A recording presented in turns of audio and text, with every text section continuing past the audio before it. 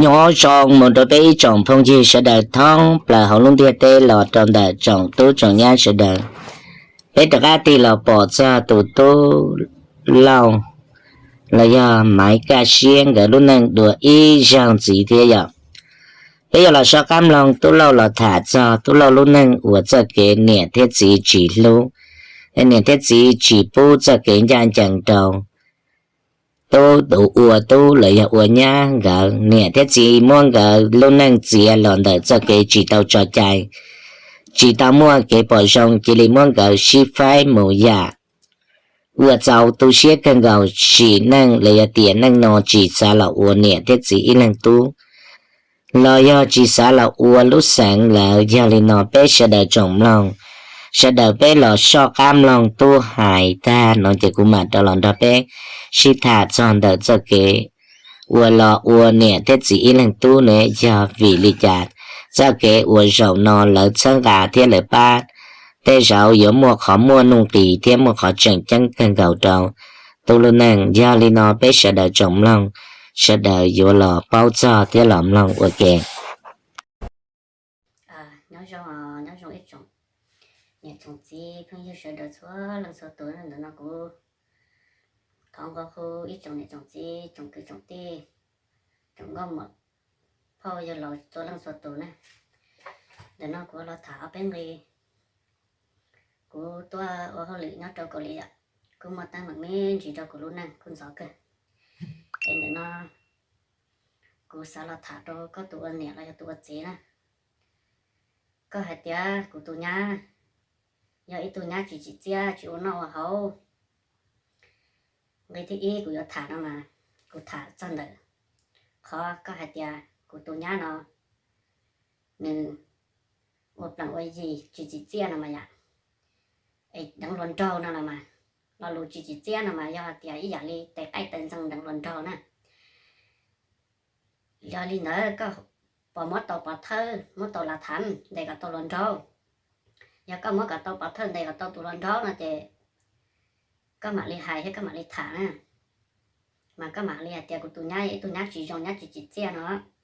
họ do hạt tiệt có sót chữ chỉ nhá sót chữ yên lìa của tôi để lại có sót chữ chỉ nhá có sót chữ yên lìa của tụi nhá xí nào mà cho chạy vào một chỉ tàu họ cái gì của giờ thả nó hay của thả chân đời họ tiệt của tụi nhá nó chỉ uốn nó vào hậu chỉ bảo bông lú năng nội có học bảo của tụi nhá họ uốn lọ uốn lai bỏ chỉ uốn nó vào hậu bỏ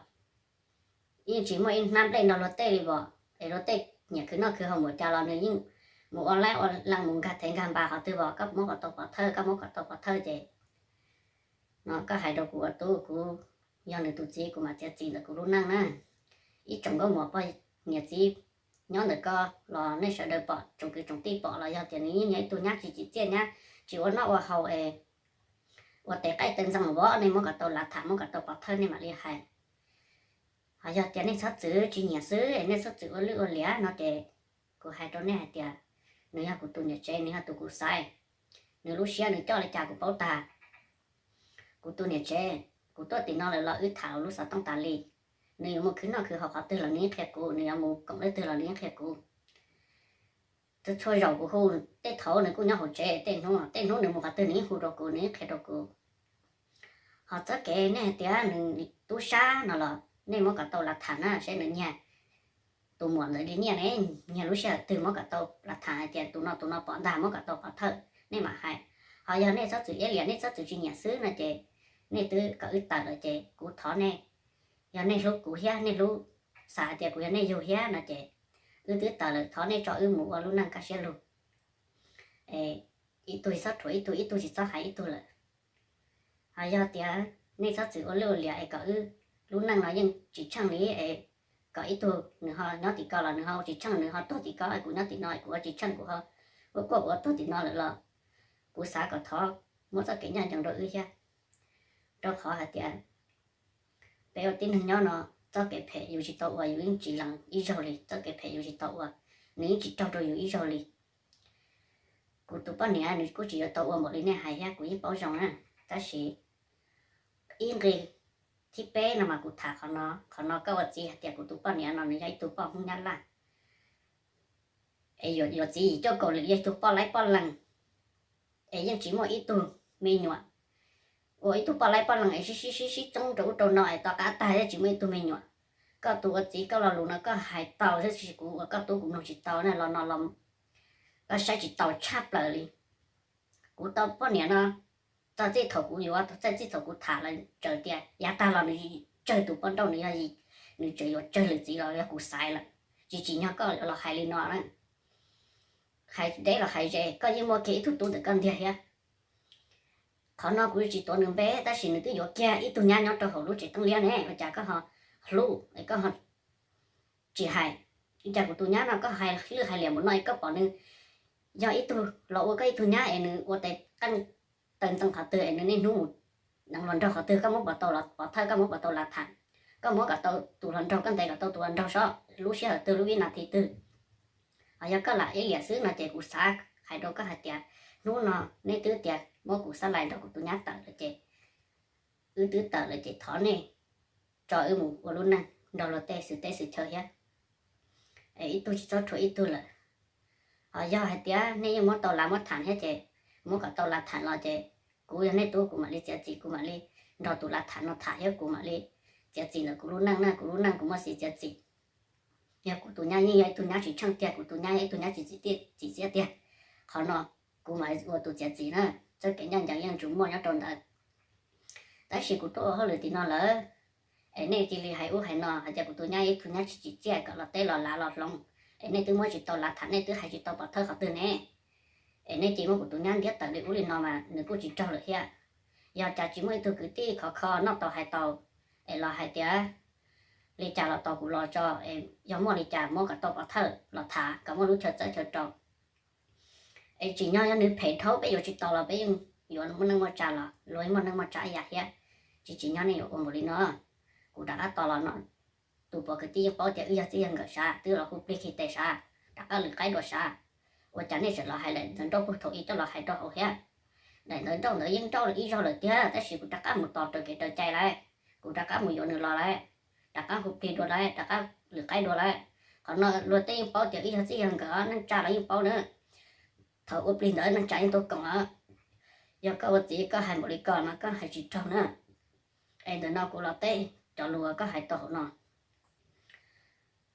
giờ tiền này sạch sạch bỏ tiền của giờ này tụi tôi hết em giờ tận đây là bây giờ chỉ tao bây giờ chỉ giờ đi lúa sạch bây giờ chỉ tụi bây giờ chỉ lúa chị của thọ này tôi có tờ chị thọ này cho trẻ chứ ngủ luôn năng cả xe luôn cho luôn năng trong tôi là nhóm đồng được luôn năng chọn nhẹ luôn năng bao nhiêu là nhóm được chọn nhẹ khứ chứ mua đâu rồi họ giờ tung thằng chịu nó hở chọn nhẹ là nhóm được họ nói cho tôi của sai thọ này ổn ổn gì mà cho cái nhân dạng này giờ này bỏ tụi nhá chỉ tiết tiền này mà cả tôi bảo thơ là hay nữa họ giờ này chỉ muốn bảo thơ này là tôi là yên liệt chứ chị của sai cả thọ này cho trẻ nữa tư tại trời này nên nó sẽ xả là chị thọ này cho trẻ ngủ luôn nè giờ này là nàyยังsai dạng rồi nàyยังอยู่ตัวนี้saiตัวอยู่saiอยู่ที่สาวันนึงหมูจังนู้นเราthọ bài nó cho ít trong nhiệt trong gì trong phương trong gì trong bao trong gì thằng qua khu cho lúc cho tôi là mỗi ít lần ít giờ kể là mỗi lần ít gì mỗi lần mỗi giờ kể tự đâu cũng nè thọ ở đây cho thọ này sẽ được ba mỗi lúc chỉ tự đâu cũng ya họ tự của hai chị do là thọ này giờ cho bao cho nó cho ở cho này cho gì này bao chắc của nên mỗi lúc chỉ tự đâu cũng nè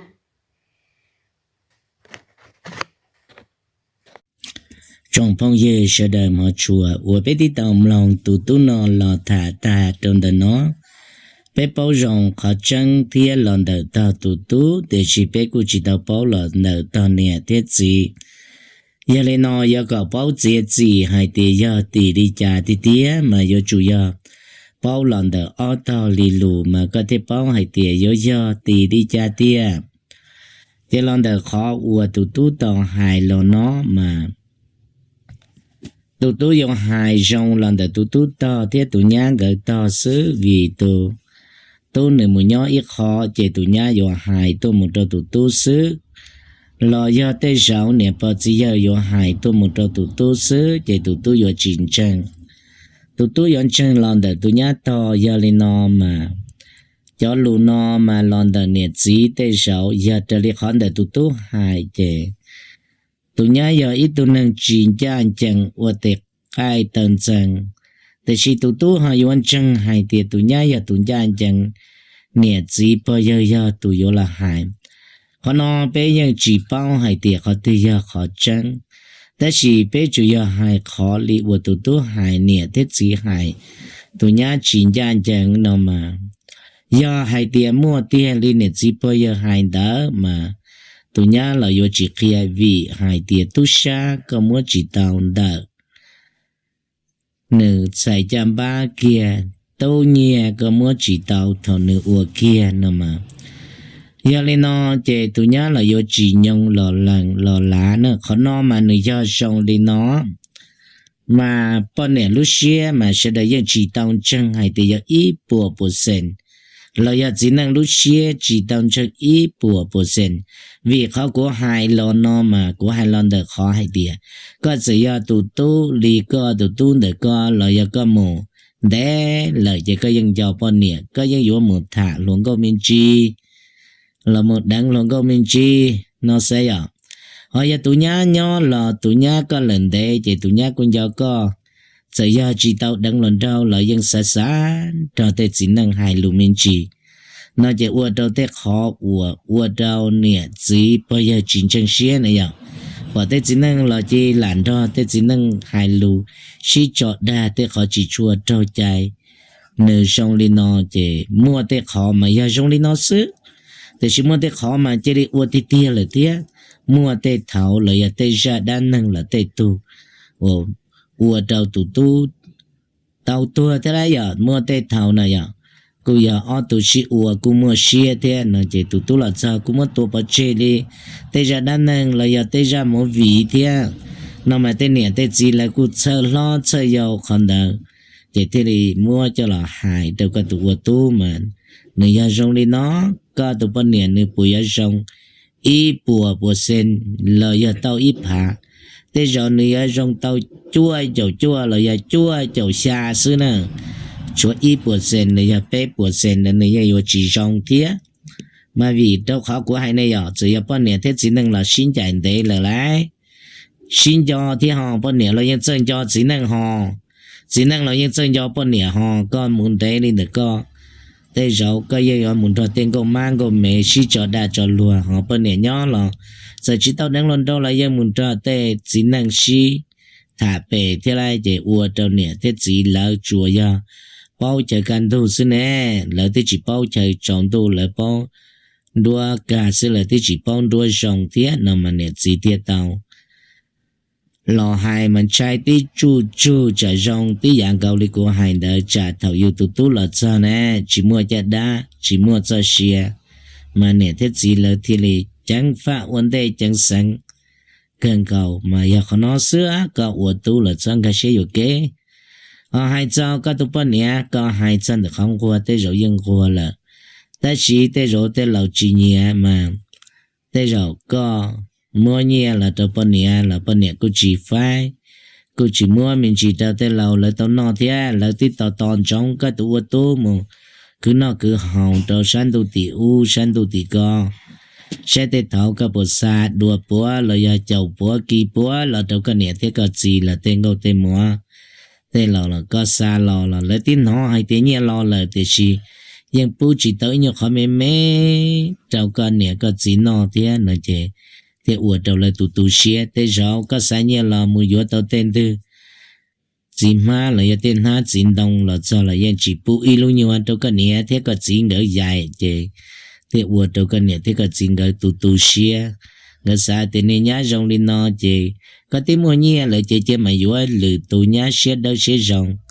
để có tàu nó là cái nè thế có chuyện cái họ tàu dạy thế mà nè rong lên nó cho cái nó mà nè rong lên nó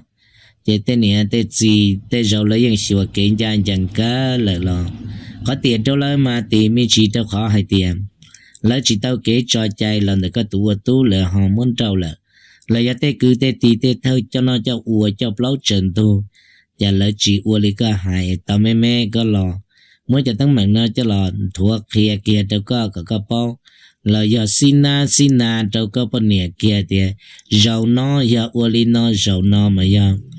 uli nó bây giờ bỏ nhá uli nó thiên lý nó là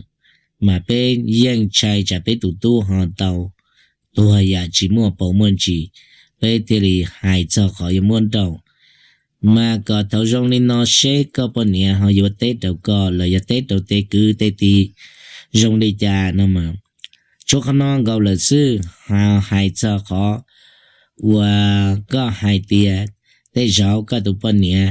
là hai tia nhia có tụ mua là ya có tụ sáng sớm để nhia để chia khăn non mà cứ chỉ bao rong hai tia bé mà bây giờ cho lò tứ cho sầu cho lý tế kế của bé tàu thả lì tu là khó đua lì tu bên sau dân mua tia bên sau giờ tên nhà tên gì là cô chỉ nhà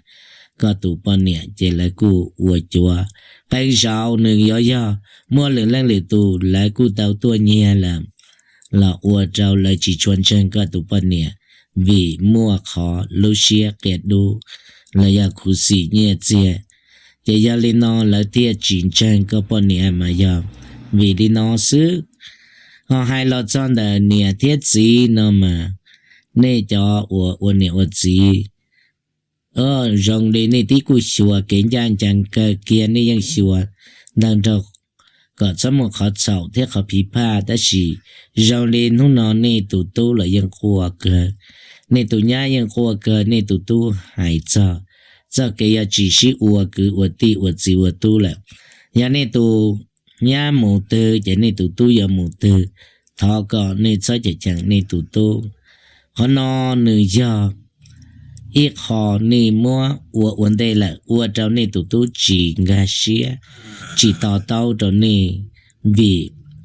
ua nè chỉ tao kế cho chạy lòng nè tụ chỉ cứ giờ lì tụ hay lợi thế mà bé ua nè nhau cho kế sai thế cho kế xa nó mà nhẹ sai nhẹ yếu nhẹ xa nhẹ ua trở lì họ nhẹ lúc xuyên chờ thế nhẹ xa tao là giờ giờ mùa yếu nhẹ bọn trâu bọn lai bọn lăng bọn phà lo xí bằng giờ cái hai lũ xí hậu xía lợi chế xí bằng nhẹ bọn nhẹ giờ họ chỉ chuyên gia hàng ở tề khai tân dân lọ ua linh tới ta lo tí lúc nhẹ tu lợi chế cả liền bây giờ lâu chế yếu tua cả liền lấy cho cái lấy xa thế lấy sai tao là lấy yếu ua lúc này mù cả bề chân nè thế bề chân nu bề chân xong là xí bằng thầu lấy bỏ liệt gì là chế thầu nó có giờ có yếu là nó như chỉ yếu là tất nhiên là chỉ tao bỏ khó phê thế nó chỉ tao chỉ đuổi đây là cũng mấy tụ cái tí nếu mua ít tụ bao nhiêu bé hai tia còn trâu xứ nữa chỉ cản trâu đi bé hai bầu cha là nơi dân tiền nữa tụ bao nhiêu chỉ trồng rong nữa chín trâu mỗi nông cái xí chè nữa tụ bao nhiêu cứ một số món này chậu khó nữa phải kia khó chậu khó nữa kia khó bao nhiêu số đi té tua màu chè nữa thiệt độc lợn sư nữa thiên mà xa để ô giờ sót thiệt thâu chè nữa dân dụ chùa dân đại tua nó dạo chùa dân đại tua là có chi nhân gia nó chia chùa hè là dân sát hiện đâu trên nửa tua là nó trên nửa ua ý xía muốn đâu là trên nửa sông lên đầu có mấy tụ cái tí thiệt nửa nè nó mấy tụ bọn nè sông lên đầu thiệt người cô mua ở bên lò lù tụ bọn nè cũng có lò đá chùa té chùa số tuổi có nhân gia gì thì tao hậu ta chỉ mãi thâu lợ té giờ xa sư pư này trăm ba của chỉ trâu số sư pư tới trâu xa trăm ba lử lo là giờ cô ấy xé muốn trâu là thiệt mà cho tú nò mà giờ chia còn nửa bỏ lì nò mà nửa thiệt là chỉ chè yêu cho lẩu chỉ chè yêu cho ôn nẹo gì nó nè mà khó hại cho đợt tây tu tây nhà luôn nâng chè có hại sư lợi dân xí chè ta nút ta mua ta li lợ lợi trình xí vừa tàu chỉ giờ có hại cho khỏi muốn đâu nữa chị lỡ hại tiệt gió năng nó mà lỡ chỉ uo cả nữ nhông xứ cha dù chỉ chỉ muốn đâu là tiệt nó chỉ là chỉ mua cho khó lọ ta ní dù tiệt nó liền nè em bé lọ xin chi liền nó em mua đi cha nó lọ bé mà họ cho cá xin chi đuổi tên này tên gì bé bỏ con nó là bé khởi con nó cho một vật kế cỡ thế vật kế bao tận đây nó bé họ cho mà chỉ là tê tu tê nha tê cho cái xí lú là ya cho cái xí tê xí chùa thế ở bé mà vật tư dùng sai mượn là ya tận đây xe họ dùng để trả bé mà xin chi đuổi nè